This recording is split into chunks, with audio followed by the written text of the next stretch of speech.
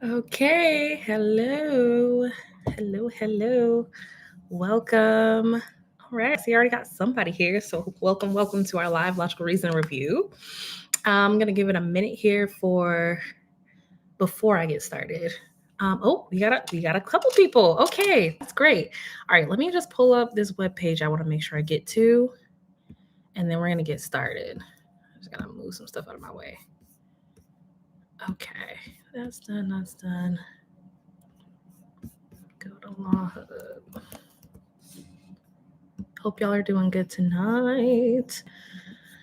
There we go. All right, so this will be my first live session, which I like to try and screen share through YouTube. So cross your fingers and pray to whomever or whatever you pray to that that goes well. But if not, I got a backup plan. But anyway, all right. So welcome. So happy that people are here and tuned in. It's so nice to have y'all here. Hey, I see you in the chat, but I don't know how to say that. So I'm not even going to try, but I do see you and hey, and thank you for commenting. So here's what's going to happen tonight. I'm going to talk about some broad strategies and tips that you should have in your journey and things to look out for that will help you be just strong in your preparation for mastering logical reasoning. Chloe. Oh, that's pretty. Well, hi, Chloe. So we're going to talk about those strategies. And part of that strategy is going to be through looking at a question. I'm going to have like a little exercise for us to do that I think is going to help you to start thinking about what it is that you do and what it is that you can do differently to be stronger on your logical reasoning section. And then I'm going to talk about some general study habits, and hopefully we'll have time to close out with a Q&A. I'm trying to not have this go longer. Sorry, I saw something sticking out right there. I'm trying to have this not go longer than an hour tonight. So we'll see. Max, I know I have to cut off an hour and a half, but I'm really thinking more like an hour, maybe just over for the session tonight. Because again, we're going to be doing broad kind of talk and broad help. And I really want to leave room for your Q&A. And then, of course, at the end, we will be having our giveaway. So right now, right in this very moment, I need you to check in and go ahead and say a little something in the comments so I can start seeing how many people are here and engaging. And I will talk more about the giveaway closer to the end of the session. So yeah, if you haven't already, leave a little chat in there if you want to be eligible for a free tutoring package. Chloe already did, so that person's already in the running. Alrighty, so basic logical reasoning strategies. Okay, here's the thing about logical reasoning, and if you've watched any of my logical reasoning videos so far, or if you haven't, but if you have, what you've hopefully noticed is that the strategy for logical reasoning parallels the strategy for reading comprehension actually quite a bit. You go through the section of reading material, you do the best to understand that, you go to the question, you make sure you understand what the question is actually asking you, you answer that question, and then you go down into the options. That's the general strategy. And when I'm one-on-one tutoring with people, for the people who are part of my tutoring program, I make sure that you're actually holding yourself accountable to that process, because even though you might know that process, even though you might watch me do that process, it can be very tricky to master that for yourself. And that mastery is really the key to unlocking this test. And people struggle at mastering that at different points of that process and for different reasons. And that's where I think the coaching element comes into play to help somebody like me pinpoint exactly, hey, I'm noticing this. Hey, what's that about? And to kind of challenge what's happening when you can't really do that for yourself. But yeah, that general process is really where I want to start and remind you all of that's the key to unlocking the entire test. The thing about logical reasoning that's different from reading comprehension, though, is that in logical reasoning, much shorter passages, obviously, and a lot more things to try and keep up with as you're going through time. So whereas with reading comp, you get 4 passages and you can take your time really deconstructing one passage. You get a good chunk of questions per passage, like about 6 to 7 questions usually per passage. Logical reasoning is one question per, and you're constantly shifting topics. And that can be fun for some, but overwhelming for others. It really depends on a style preference for most folks. I don't want you to be discouraged by that though, because one other thing that I often emphasize in my individual coaching sessions and in my group coaching sessions is that with time and practice, it becomes easier. And right now, I'm going to try the share function. Let's see how this works. Share a window. Oh yeah, that's great. Okay. What I'm going to do is I'm going to shift over to LawHub. If you want to pull up LawHub on your own right now, I'm going to go to Logical Reasoning Drill Set. Let's go to Drill Set 10. So I'm going to LawHub. I'm going to Logical Reasoning Drill Set 10. And here's what we're going to do. I'm going to give everybody 2 minutes. I'm going to go to a random question in Drill Set 2. And I'm going to give you 2 minutes to do the question. The reason I'm doing this is because in logical reasoning, generally, like a good starting point for knowing that you're good on timing is to be able to answer questions in about 2 minutes. Ideally, it's like a minute and a half or less if you're trying to like complete them and do it accurately. But 2 minutes is a really good starting target. So what I want you to do, I'm going to pull up the question.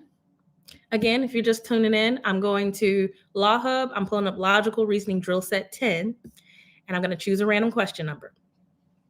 You're going to have 2 minutes to go and complete the question. And what I want you to do as you're completing that question, I want you to pay attention to, are you completing the steps that you're supposed to be completing?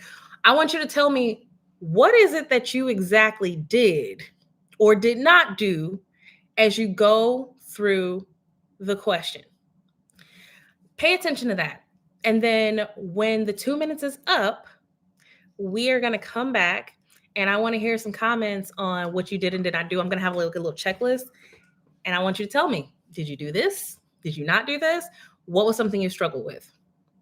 Okay, so let me see. We're going to share the screen. Oh, okay. Oh, so it shows it like this. Can't control it from there, but I'll control it from here. Okay, so we're going to go to questions and we're going to choose question number 5. Okay, so y'all, I'm doing 2 minutes and I want you to do this question in 2 minutes. Actually, oh, this is cheating. Okay, I'm going to switch the question because I didn't have my timer up. My bad. Okay, I got 2 minutes. I'm going to question 6. Go. Do it. Complete it. Tell me what you did and did not do to complete this question. Oh, my face is in the way.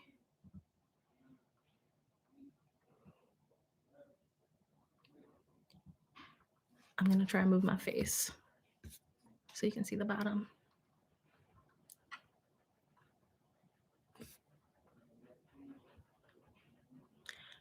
All right. If you can't see E, I'm going to copy and paste what it says.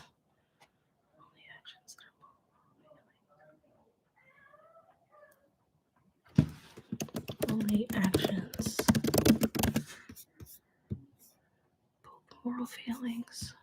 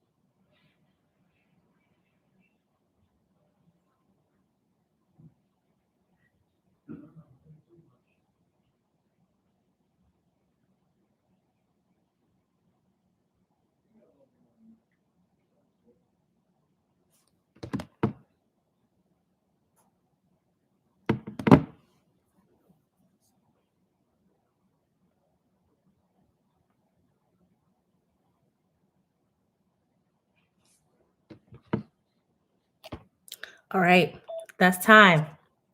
So at this point, I see Sun Kiss Fiona is already a step ahead. Go ahead and type in what's your answer guess.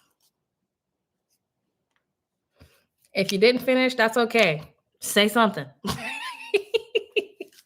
And then this is what I want you to check for. And for this, you can comment or you can just take personal note. But here's the things that you should have done in that 2 minutes.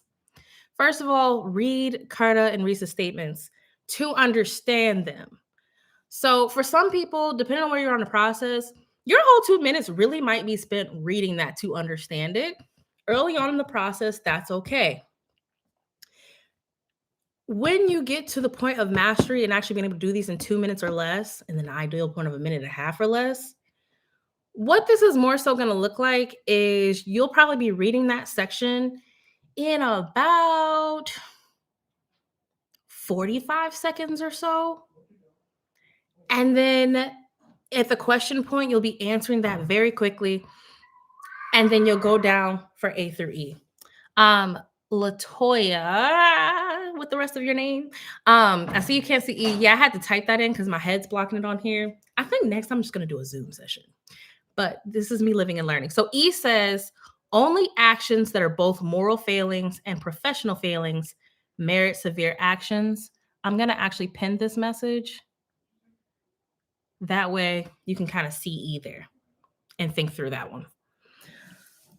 But the first part is reading Carter and Reese. And what you should understand about what Carter and Reese is saying is like, what's the point of engagement? Anytime you have one of these kinds of questions in which you have two people speaking, 90% of the time, the question is going to ask you, these two people disagree about what? That's like 90% of the time. The other alternative, what you might see is like, this person is disagreeing with which specific point, or sometimes I've seen agree, but like generally, you're looking for where do they disagree. So what you hear from Carta is that for John, he had a moral failing, professional failing, and he deserves some severe sanctions, which are like punishments. And then Reese is like, okay, he deserves some kind of sanction or punishment because the professional standard, but his intentions mean that like it wasn't really a moral failing. Right? So here we are with Carter and Reese.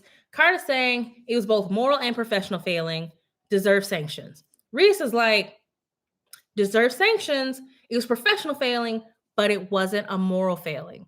So at this point, you should be saying to yourself, okay, they disagree about whether or not this is a somebody. Throw it for me in the comment.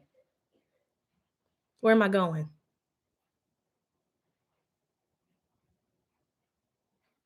They're disagreeing about whether or not this is a what? Moral fact, period. Yes. Sharita McKeever, 1128. Yes. That's it. That's it. Because look at this. Every other point, they're agreeing. Carter says professional failing. Reese says professional failing. Carter says severe sanctions are deserved. Reese says sanctions, not necessarily severe, but we can at least agree to some kind of sanction. Okay, cool. And then Carter and Reese, literally, like Reese is specifically disagreeing with the idea of sorry, I have to switch windows. Moral failing. John's behavior cannot properly be considered a moral failing because of his actions. So that point is where we have that point of disagreement. It's a mismatch. Okay. So knowing I'm already expecting a question to be about disagreement, that's really where I want you to be if you see these kinds of questions. This kind of question is like, it should be easy money most of the time where you're already expecting where do they disagree. But I'm going to go to the question and read it. And it says the dialogue most supports the claim that Carter and Reese disagree with each other about the truth of which one of the following statements. So is this question asking the thing that I expected it to do? What do y'all think? Is this asking me where they disagreed, or is this asking me something slightly different?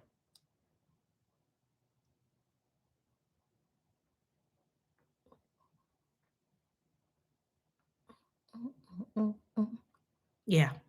Yeah. This is exactly what I was expecting. Thank you, Sunkist Fiona. So, knowing that, all right, and we already had our answer, but even if we didn't have an answer at this point, maybe we just understood what we read. If we don't have an answer at this point, this is where you come up with the answer. And I have a question. Did anyone actually have an answer before they went to the answer options? Or were you going to the answer options to look for the answer? Because I'm going to tell you this. If you were going to the answer options to look for the answer, this is a number one problem that I see. And this is the number one thing you're going to want to stop doing. That's what you're going to want to do. You're going to want to check yourself right there. Once you finish reading that question, you need to pause. Don't go reading A through E yet. It's a setup. Here's why it's a setup. The people that write these questions know the kinds of assumptions that you'll make. They know tricky word structures to use to throw you off. They know what sets people off and confuses people and loses time. And so, even if you have an answer, sometimes you can still get caught up. But if you don't have an answer, these answers are primed to lose you and have you second guessing everything and likely choosing the wrong answer. So, I need you to take note. If you did not answer this before you got down through A through E, thank you for your honesty. Y'all in the comments. Yes, I see that. If you went through A through E looking at the options before you had an answer, that's a problem in your general process. Okay, now I see Chloe. Oh no, how do you say it again? Chloe. Okay, I see Chloe said that they went looking for an answer that addressed intentions. And I see that a lot of people chose C, and I think that aligns with what Chloe is talking about. So let me go through these and tell you what I think. I really wish I could move my head on this window. Can I like hide this? I can't move my head, y'all. Yeah, next time this might be a Zoom. Then I can control more of the screen. But my apologies for that. Again, I will read E out loud. It is also pinned in the comments. E says only actions that are both moral failings and professional failings merit severe sanctions. Okay, and let's recap because I see we have a couple new people. What we did here is we read the stimulus, and we said before we even got to the question that Carter and Reese are disagreeing about whether or not John's actions were a moral failing. So then you go over to 6 and they say they disagree with each other about the truth of which one of the following statements. We're looking for something that actually is going to talk about a moral failing, not the intentions. And if you have questions about why we're not looking for intentions, now's the time to go ahead and formulate that question. I'm going to go through these options though, and I'll explain that as I get to C. But let's see here. A, every action that violates moral standards violates professional standards. No, that's not what we said. And they're not like nobody really takes that position at all to have them disagree about that. So we can safely cross that out. Let me go in this window. I got to do that. Okay. Every action that violates professional standards violates moral standards. That's the inverse here. Nobody's making these sweeping statements about, anytime you have a moral failing, you also have a professional failing or vice versa. They weren't doing those kinds of arguments. Carter just said John was both morally and professionally failing. He deserves a sanction. Reese is like, yeah, a sanction because of the professional, but can't be a moral failing. Like there was not a moral failing on the table. Okay. C, John's intentions are not relevant to the proper moral evaluation of his behavior in this case. Okay. So here is where we have the guesses. And here is where I will probably agree with you without going through D and E. But it's not because of the piece about intentions. You chose this based on the intentions piece. That's luck. But where you should have gotten this is the fact that we're talking about the proper moral evaluation of behavior in this case. So again, we know that Reese is disagreeing with Carter in that there was a moral failure. And Carter is just like, there's a moral failing and professional failing. Here's where I don't like this answer. I'm just choosing it for the moment. I'm hoping the D&E give me something better, but I'll explain. I don't like this answer because of the fact that ideally we would be saying something along the lines of, hey, John had a professional violation, not a moral one. The intention piece sets us up to understand Reese's position and saying like, oh, we should take intentions into consideration. And when we take those intentions into consideration, then we can understand that there was not a moral failing, which is why C can work. Because again, intentions are on the table in the case of proper moral evaluation, and that's where Reese is going to say there was not a moral failing. I don't feel great about this, but I think that it works. Let's go through D and E. If I see anything though that says good night. Sorry, y'all. Not now, not now. I'll come up later. Okay, sorry, y'all. So if I see anything down here that says that John's behavior was a moral failing, I'm going for that. Let's go through D. John's behavior would merit severe sanctions even if his intentions have been different. Severe sanctions even if his intentions have been different. That's an interesting one. It's not what we're going for though, because we're not. If this was the case of where they disagree, you'd see something more along the lines of Reese saying, "Oh, well, John didn't intend to do this, so," or Reese might actually say, "Yes, I agree that there deserve to be sanctions, but if John didn't intend it, we wouldn't even be having sanctions on the table," or something like that. That's where they might be disagreeing about that, but they're not. So that's not the right answer. And then E, only actions that are both moral failings and professional failings merit severe sanctions. Okay. Both moral failings and professional failings merit severe sanctions for E. That's not it. Here's why it's not it. Reese says nothing about they have to be both in order to get sanctions. Reese is like, I agree, period. There should be sanctions. And Reese says there should be sanctions just on the fact that there's a violation of professional standards, even though I would not say that there's a moral failing. So this should be C. Hold on. Yeah. And let me go back to my comments. I know I saw stuff and I had to be in a whole different section of my window. Let's see. I was between A and E. Okay, let's talk about that in a second.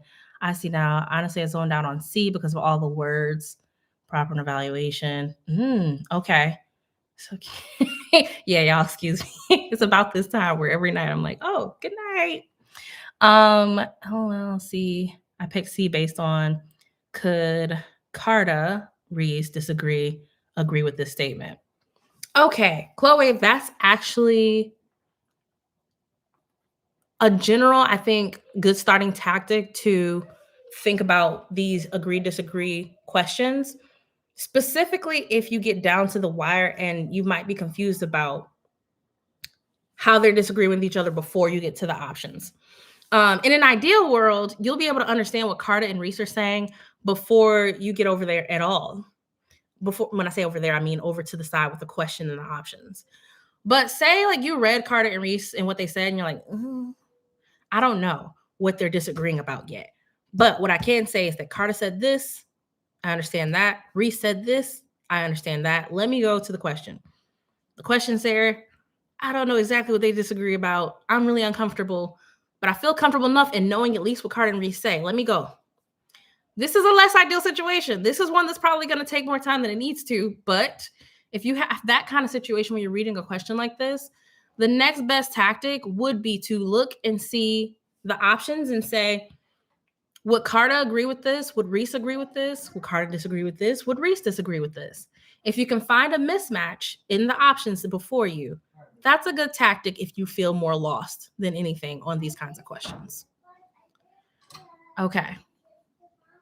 So that is an example of that strategy that I try and emphasize, and how you check for that as you go through a logical reasoning question. Okay, I see in the comments. So we should be making predictions before going to the answer choices if we can. Absolutely. Ooh, absolutely. Please, if you leave with nothing else, I need you to get to a point in which you are making predictions before getting to those answer choices. Absolutely. Because where people are losing the most points and the most time and getting the most stressed out is when they get to those answer choices, whether you realize it or not. I guarantee at least 90% of people, if you're skipping the process of guessing before you get down to A through E, you are sacrificing points on the LSAT. Most people, overwhelming majority of people, they're not taking the time to make a guess before you get down there. So, and you have to understand what is key to being able to do that. What is key to being able to make that guess? Well, you have to truly understand. Y'all can't see my mouse unless I go back over here. You have to truly understand what is going on over here with the argument. What is going over here with the written part? And sometimes people read this stuff over here and they're like, "Ooh, I don't know. I don't know." And if you feel that way, if you're under time conditions and you just can't crack it, move on. Mark, where's the thing on here? How do I? Oh, it's because I already answered it. What you would do? Oh, it's because it's not a practice test. Okay. If you're on an actual practice test, though, there should be an option to flag the question. So what I would do is mark it with what I guess. I'd flag it. I forget where the flag is generally on LawHub right now. It's been a second. And then you move along into the other questions. And then you come back. There'll be a little flag icon here when you come back to check it out again. Okay. Let me stop my share for a second. So that's like my early on tips. And if we were working together in coaching, again, what I would be doing is I would be hearing you do this out loud so that I could help check your process. And I'd be like, hey, what does this actually mean to you? How do you understand this argument? And if it's a misunderstanding, kind of helping to get you to a closer understanding of what's actually being said. If we get down to the question and I'm realizing, what is the question asking you to do? And you don't really know what the question's asking you to do. That's an indication that you might need to do more of those types of questions so that you can get familiar with what that question's asking you to do. If you don't know what the question's asking you to do, you're already lost in the water. You have to understand. What I mean is, my key number here, or my key question that I can think of right now is actually a reading comp question, so bear with me here. But one question type that people often like mistake what they're supposed to be doing is the question will say something like, oh, based on this line of the text, the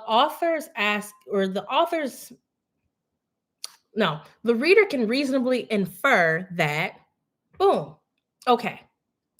If they say anything about making an inference or this supports the idea that's another kind of inference question, then that's going to be something where the answer is not going to be explicitly written. You have to make a logical step to whatever the answer is going to be.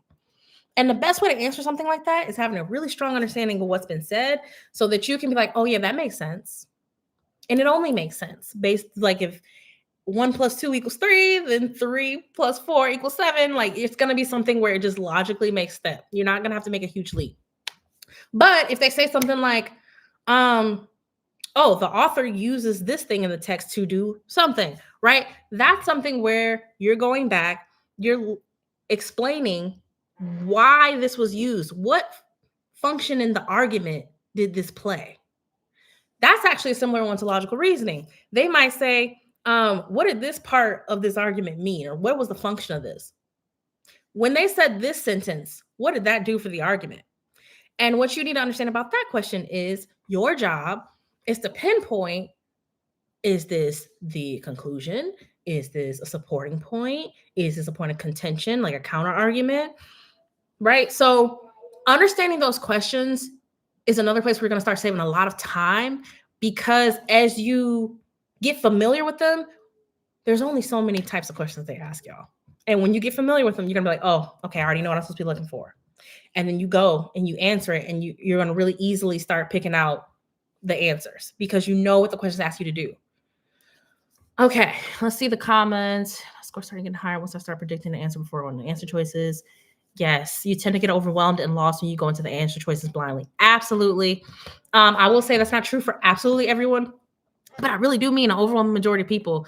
If you don't guess before you get down there, it gets just really exhausting. And I mean, like, you'll start going back and forth between stuff. You're like, oh, did they mean this or did they mean that? And I'll say this, even with making a guess sometimes before you get to the answer options, you can still get caught up depending on this, like how hard the question is or how you perceived the stimulus. So it can still happen before you make a guess. So why not go ahead and make a guess before you get down there and try and take some of that work away? If you're bad at guessing, that's when you want to get with a coach. If you're bad at guessing, get with a coach, get with a tutor, get a software that can help you start to make guesses. That's where that like one-on-one training can really be helpful. Start needing to do that consistently. Yes, start doing that consistently, and I'm telling y'all, you'll break it. You'll be good. You'll be good. Okay. Let's see. Did that high yield study habits? Okay. So another thing that I wanted to talk about are study habits. So one thing I'll start with is ideally you're giving yourself enough time to actually master this test. A lot of people, myself included, my first time around, the application process, but a lot of people will go into studying for the LSAT and say, oh, 6 months is fine. And then the first 2 months of that 6 months fly by and you're like, oh, I didn't really start. Or I looked at some stuff, but I didn't actually practice questions. Let me hurry up and get in here. Then you're left with 4 months. That fourth month comes up and now you're sitting here, you're starting to do questions, but you're getting overwhelmed. You're like, oh my gosh, this is so much work. And some people will start studying questions and not even have taken a diagnostic test. I need you to understand, if you're studying right now and you have not taken a timed full-on practice test, I need you to do that ASAP. I won't say tonight because not everybody's a night worker, right? But within the next 48 hours, I need you to take a blind diagnostic, which means I need you to take a timed test under full testing conditions. And I need you to see what score you come out with. LawHub is a place you can go to get the exact format it'll be on test day. And you can go ahead and check out how you're doing. The other thing about that, if you're using something like LSAT Demon, what I've found out recently from working with people is that LSAT Demon now has ugly mode. And I'm going to recommend that even if you have LSAT Demon, to practice in ugly mode, because what that really is that's what LawHub looks like. And I think that the more that you can practice with the actual LawHub aesthetic, the more comfortable you're going to be on test day. Let's take out all those extraneous factors about what might be distracting you or making you nervous on test day. Okay. But LawHub's great to get the practice test format, know exactly what you're working with, how things are going to work, how things are going to look on test day. All right. So let's go back into this process that I've seen from a lot of people. So sometimes you get to month 4, you might have taken a diagnostic test, you might not have. Let's say you took your diagnostic when you were supposed to, but you just haven't been studying. So then you get to month 4 and you're like, okay, let me get into the stuff. But then for the next month, you're not doing any timed stuff. You're doing, I'm going to take my time, I'm going to practice, and I'm going to just take my time and do untimed sessions and things like that. Those can be great to go slow and really practice technique, but you need to at least once a week, especially if you're within the last, if you're within the last 2 to 3 months of your study, I would say at least once a week, you want to be trying to do a practice test or practice test equivalent.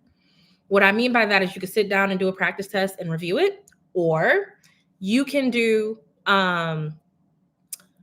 sections of a practice test little by little at a time, and then get the score by the time you're done with all 4 sections. Sometimes people have only 3 sections if they have accommodations, right? However many sections that you have, take those maybe over the course of a couple of days or take a couple breaks, but under time conditions, at least for those sections, then get your score. But I'll say by the last month, you need to be doing full practice tests once a week. And that last week, you should be taking it easy because you're only going to get so much in. My general lesson here, though, is that 6 months can be a great time to master this test, but only if you're actually studying during that 6 months. Ideally, what 6 months before your test would look like would be something like, and this is like for somebody who has no prior experience. The first day you are, and I mean the first day of month 1 of that 6 months, you're taking a blind diagnostic. You're getting your score. You're seeing what you're working with. And you see how far you have to go based on the score you want. You're choosing your score based on the goal schools you have and the medians that they have set up. See if you can be at that median or higher. Then you're going to start that first month. You can start doing untimed work and try and practice techniques that we're talking about here on YouTube. Maybe do that for the first 2 months. But as you're doing that, I want you to also practice at least time sections. What I mean is like a full-on logical reasoning section, a full-on reading comp section, and do it timed. You have to get used to doing things under time conditions and what it feels like. But that doesn't mean that I want you to necessarily finish the section. I just want you to get a feel of what that time feels like to go by. And then what will happen eventually is you'll start seeing, oh, I actually answered an extra question this time. I actually answered 3 more questions this time. I'm getting faster. That's what you want to do. You want to gauge how efficient you're being over the course of time. Not, can I finish this section in 35 minutes? Child, I don't care if you finish the section in 35 minutes, because guess what? People that get 170 plus don't always finish the section in the 35 minutes. Last time I looked at the numbers, and this might have changed over the course of time, so don't quote me.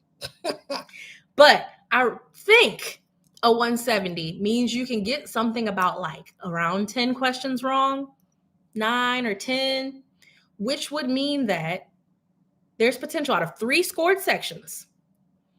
You can get about 3 to 4 questions wrong per section and still get a 170, which means that you could completely not finish any of those sections and have like 3 to 4-ish questions left and probably still get a 170. And even then, if you guessed on those, like you're like, oh, I'm at least going to put my safety letter, B. I'm going to mark B for all 3 of the ones that I don't finish. Okay, mark B. And then you still might get some of those right by chance. You just don't know.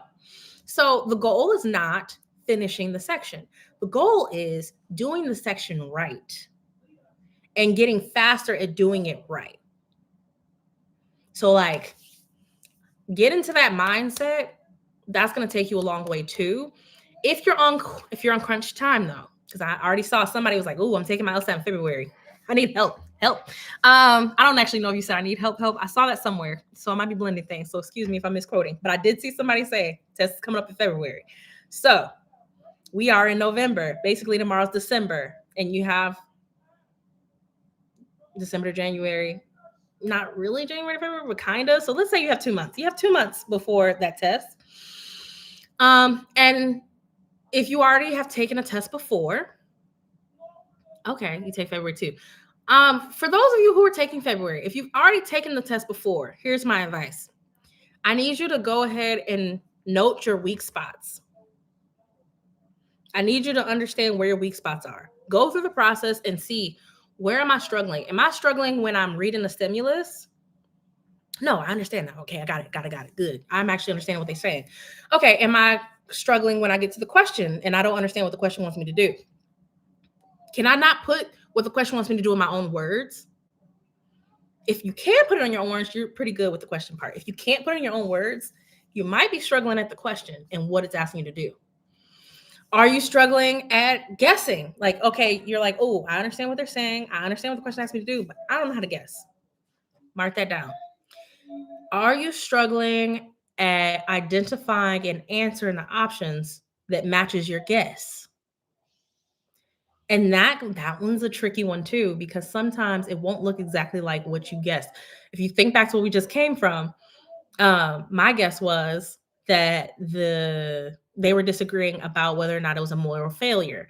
And the answer didn't exactly say that they disagreed about the moral failure. The answer said that the intentions play a part in examining whether or not there was a moral failure. And so that's not exactly what I guessed, but it's related enough. And I have the skill to be able to identify, okay, that's essentially saying the same thing. You can frame it this way. That makes sense. Mark that if you struggle at that section. If you struggle at getting lost in the options. And something I'm going to be working with my students that already work with me in this next month is in our one-on-one sessions, talking with each other through those options and seeing, is this where you're struggling? And how can you frame these to be more comfortable at distinguishing them from one another and choosing? That's like a whole like kind of drill that you can practice. And then I think that's pretty much it for those things to mark about your weak points. If you're struggling with anything ranging from, well, if you're struggling anywhere in the process, truly like working with someone like a coach, working with a really helpful software can be great. I'm the coach. I'm not the software, but I do have a bunch of recorded sessions. There's these on YouTube, and there's also exclusive to members available on Ko-fi. But yeah, coaching can help with anywhere in the process. But I think truly where the most help is if you're getting lost in being able to make a guess, if you're getting lost in being able to understand what the question is asking you to do, and if you're getting lost in being able to distinguish options from one another and match it with your guess. So anything past that initial understanding phase, that could be good to work with somebody one-on-one. You don't have the finances to like pay for a coach or tutoring. If you have fee waiver at all, Seven Sage does their membership for like $1. You can also arrange study groups. Like when I was studying on my own, I had like a study partner. We literally just like sat on Zoom and worked with each other in silence for most of the time.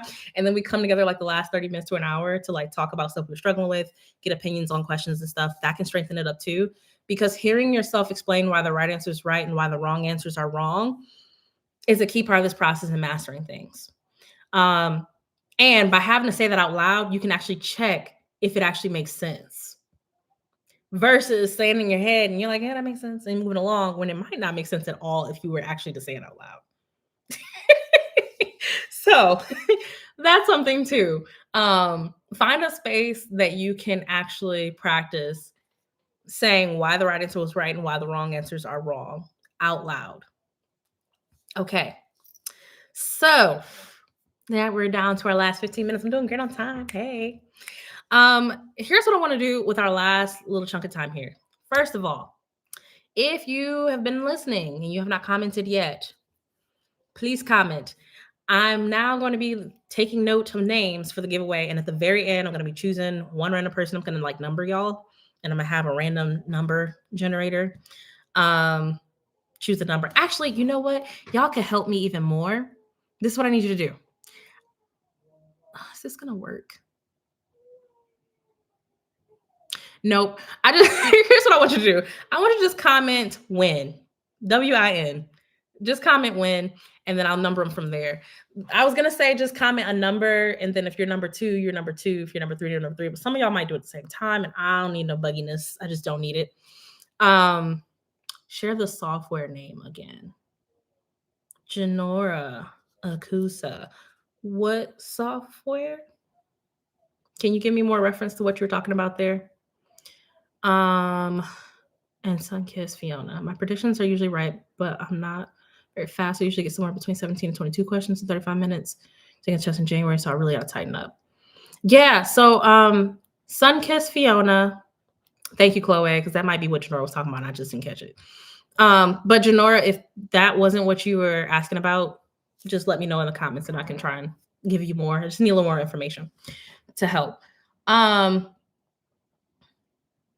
Oh, yeah, Janora. So Chloe actually put the names of the softwares I was talking about. So Seven Sage, LSAT Demon, and LawHub are like the 3 main softwares that I would recommend for people. If you have a fee waiver and like personal coaching, like if you wanted to work with me, but you're like, not my budget right now, that's fine. But if you have a fee waiver at all, so you can get 7 Sage for like $1 a month. Yeah, last time I checked, it was $1 a month. LSAT Demon is still expensive, but I think you can get like the package right above free. I think it's called Basic, for like $39 a month, which is decent. And that comes with a lot of different tests and explanations. And LawHub, I think you would get the free practice tests and all that for free. And LawHub has explanations. I don't think they do them in their practice tests, but they do it in the drills. So those are the 3 softwares that I usually recommend for people to check out. Always centered around LawHub, just because that's the exact format and the company that's putting on the test. So you'd get used to that by working with that. Yeah, I didn't see any comments that said WIN. I need you to put those in so you're in the running for the giveaway. Please put WIN in the chat now. Thank you. Okay. Once you put win in the chat, I'm going to number y'all off, and then I'm going to choose a number at the very end of this. All right, y'all. Thank you. I see there's 9 people in here, and now there's 1, 2, 3, 4, 5, 6. 3 of y'all didn't put win in there. I don't know if you just don't want tutoring. That's okay if you don't, but I'm just letting you know. If you want to be in the running for a free tutoring package, put WIN in the chat. Okay, so that's all like the general information I wanted to put in there. I really want to reserve the last few minutes for y'all to ask any particular questions about your process, what you can do, things like that. I'm definitely going to do this on Zoom next time because I feel like hearing your voice might be a great option, but I'm learning. So thank you for doing this with me tonight. For now, the option is to write a question in the chat that I can help answer. I've been answering things along the way anyway. Snore, yes, Sue. Oh, absolutely. I'm already processing because the fact that I couldn't move my head out of the way for option E was the most irritating thing. And I'm gonna look back at this video and I'm like, why, Lord? So we'll do that next time, especially like y'all showed up. Love that. So yes. And what was the other thing I was gonna say? Yeah. If there's anything about your process that you're like, ooh, should I be doing this? Should I not be doing that? Like, this is a good time to go ahead and ask those questions. We don't have any questions in like the next minute or so for me to answer about the LSAT journey process, things like that. Then I'll just go ahead and get to that good old giveaway. Maybe we'll close a little early tonight. I'm going to go ahead and start looking at that now for those. Okay. Yeah. 1, 2, 3, 4, 5, 6. Okay, there's 6 people in the running. If you are here and you're listening to the sound of my voice and you have not typed a win in the chat, I have 6 entries into the giveaway. There's Sunkissed Fiona, there's Saucin5909, there's Janora Akusa, there's Chloe692, there is Shamel Benson 2765, there's Latoya B. Scup next 3593. And that's it. So if you're here, you're listening, you didn't type winner, I didn't just call your name, try it again, and I'll be giving that away in a minute. Okay. I haven't set a test date yet because I need to understand the material. My last test was June and did not go well. Yes. Okay. I'm actually glad that you commented that, Latoya, because one thing I didn't touch on with that whole give yourself time piece is what it looks like to know that you're ready. I would say that if you take at least 5 practice tests, really the minimum is 3, but that's like on crunch time. You are giving yourself adequate time to like say, however long it takes me to get there, that's how long it takes me, then that would be ideal. And if you get at least 5 practice tests within 5 points of the goal score that you have, then that's when you know you're about ready. So again, if you have 5 practice tests within about 5 points of your target score, you're about ready to go ahead and register. And then use the rest of that time to go ahead and touch up and keep strengthening up your strategy. If you are registered already, some of my folks, February, and maybe you're not there yet. I'm just going to say maybe you get to the goal score, maybe you don't.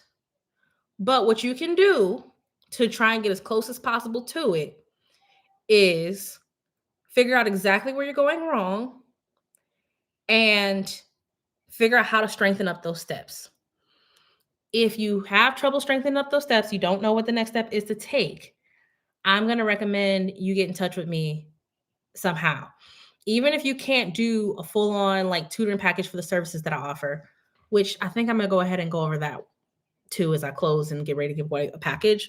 But even if you can't afford that, I'm going to be offering more individualized options. And when I get that launched up within the next week or so, I'll put that on YouTube too, so you all can check those. But I'm going to be offering individual services for individual things. Like if you just want a troubleshoot of your process, we offer that as an individual service. So you don't have to pay like a monthly package, or you don't have to pay for the 6-week intensive that I'm offering. Maybe you just want that one thing a la carte, and that's more affordable for you, then that's something you might be able to do. Yeah, because being able to strategize how to like strengthen up that weak spot is going to be key. Okay. I'm testing February, but don't want to pay another change fee if I'm not ready. Yeah. I wouldn't want to do that either. So yeah, that's something where I would just really want to be careful. Evaluate where you're at, take some time practice test to see where you're at, and evaluate what your next steps need to be from there. Okay. So I'm going to show you all what the packages are. I'm also going to tell you what I'm giving away exactly, and then we'll go from there. Let me share my window again. This is going to be interesting given my face is in the corner, but we'll see what I can do around that. Share. Okay, let me go here. Okay, so this is Ko-fi. I'm going to put the link to this in the chat. And I'm going to, how do you pin it? I'm going to pin this. Okay, great. So this is the Ko-fi page. And here is where you can look at memberships and different services that I offer. So the thing that I'm giving away this month, so this was my like old tutoring package. This is for my OGs. We're no longer offering this after December. So that's full. But moving forward, we're moving into these packages. And I'm explaining why I'm doing it, and I'm explaining what you get. So before I would give with our monthly membership a 1-hour individual session, 1 hour of group tutoring session, downloadables, monthly email, things like that. And after working with people for the last few months, what I realized is, one, we need more time in our individual sessions. 1 hour is okay, but like 1.5 hours is actually more accurate to what we need to like really get in there and be careful and really like go deep into the process and what's happening and talk about what's working, what's not working. So we're amping up on the individual session. So you get one free individual session.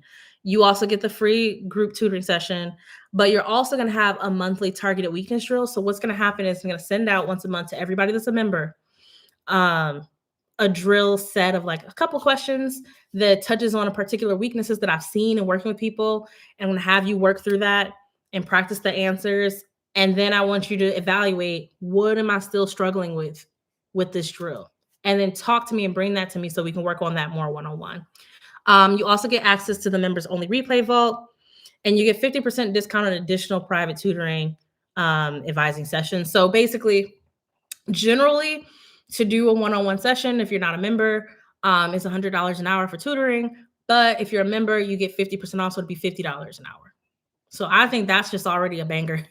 And this is the package that I'm giving away, is our core membership. The intensive coaching membership is the same thing, but you also get, a monthly process check-in. And actually, this is not right. You get two. You get 2 free monthly private coaching sessions. I'll update that after I get off of here. So you'll get an additional 1.5 hour session.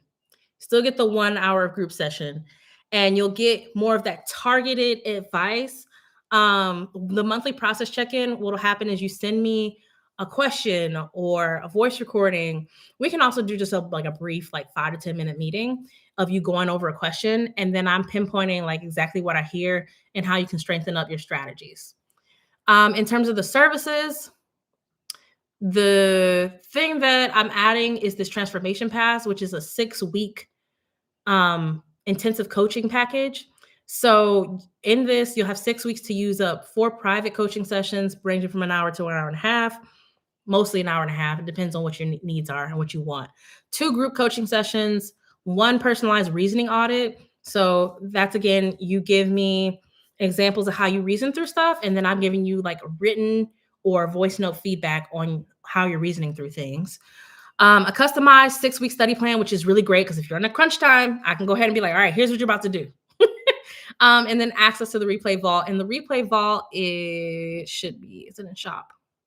Yeah. So that's if you go to shop, you'll see all the old recording videos of our group sessions. So I've been doing them since August. Okay. Coming back to y'all now. Stop the share. Okay. So, let me give out our package to somebody. So somebody's going to get a free core member package 1 through 6. Let me see. Give me a random number 1 through 6.